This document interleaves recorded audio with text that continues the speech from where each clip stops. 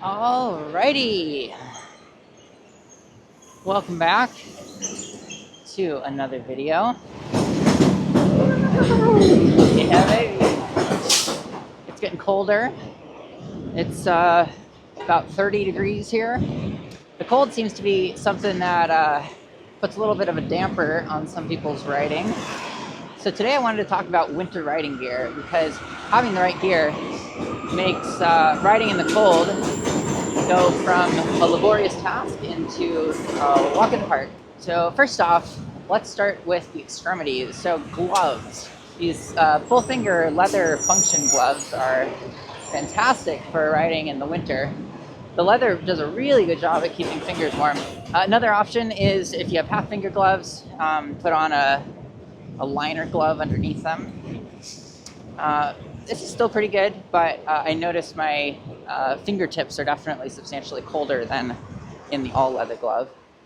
So if you're going to be doing a lot of cold weather riding, I'd recommend some full finger leather gloves. For upper body, I feel like there's not anything particularly special that I would recommend other than just a nice jacket.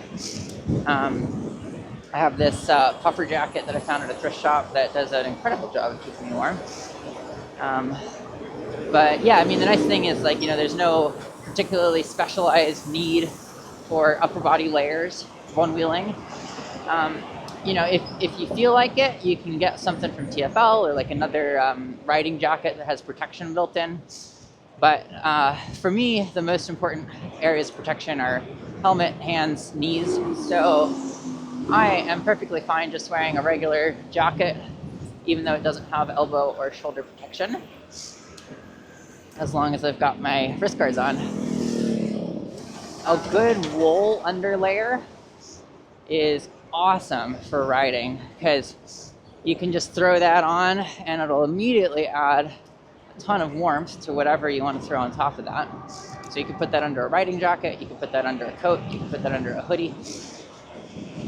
And that just acts as a nice base layer. And you know, wool doesn't matter if it gets sweaty. It doesn't hold on to that moisture like cotton would. So definitely nice both for warmth and also for moisture wicking if you're going out on a more intense ride. Moving up, let's talk about helmets for a second. So there's a couple strategies to picking a good winter helmet. One is to get a full-length helmet that goes down over your ears, or even a full-face helmet that covers your face. Another option is, like what I've done here, is I found these ear pad inserts. They're from T.A.C, and they're designed to go in the T.A.C helmets. But yeah, since they have these little clips that the straps go through, they hold on to pretty much any helmet that has a roughly similar shape. So that's always an option if you have a summer helmet that you like and just want to get some ear pads for it.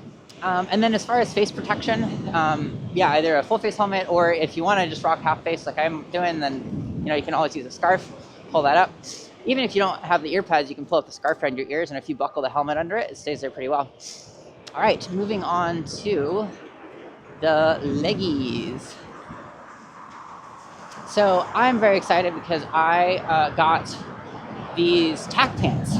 They just arrived yesterday. Wow, so far I am in love with them. Obviously I can't speak to the durability, but in terms of like build quality and functionality, damn, these things are great.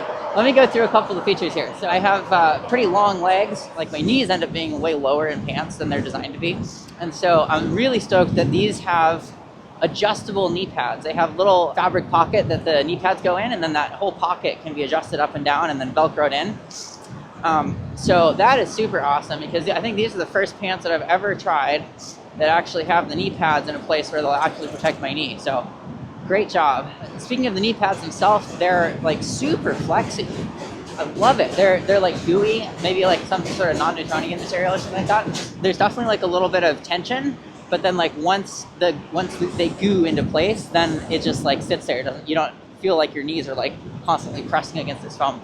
So another win for TFL on that front.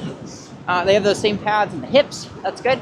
I kind of wish that there was butt pads as well as the hip pads, but There unfortunately is not, so if I want to use these trick riding, I'll probably end up trying to throw my butt pads on underneath these. Ton of pockets, super stoked on that. Yeah, we got front pockets, back pockets, nice and deep.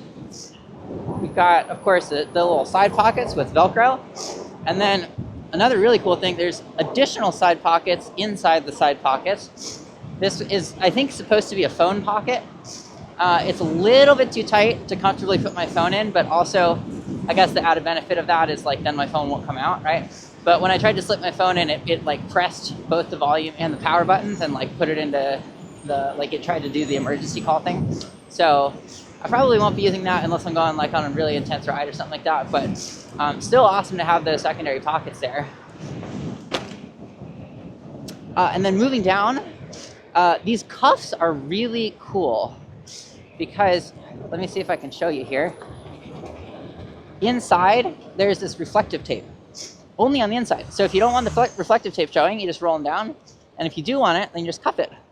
And the great thing is they put this reflective tape on, not on the front and the back, but on the sides. So when you're standing sideways on the board, then the reflective tape ends up being to the front and the back. So people can see ya. So that's pretty cool. I love how it's like optional too, right? You just like roll it down, roll it up, depending on if you want the tape showing or not. The major thing that I wish that these had were more colors. I do quite like this color. It's a nice one, but I think like black, gray, maybe some fun colors, blue, pink, navy, I don't know, something like that. So I know that for a lot of us, having a consistent color scheme is up there on the priorities list. You know, you got to have your signature look. So I guess that would be my one suggestion. But other than that, these pants are fucking awesome, dude. I am so excited. My other favorite winter riding clothing is Carhartt lined overalls. Those things, oh, perfect.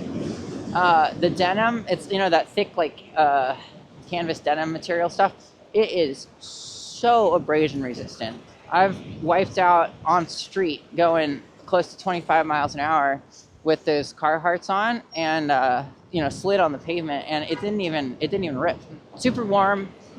They have the zippers down the side of the pants, and so you can just throw them on over your shoes, over your existing clothing. So, you know, dress up in whatever outfit you want, throw the Carhartts over them.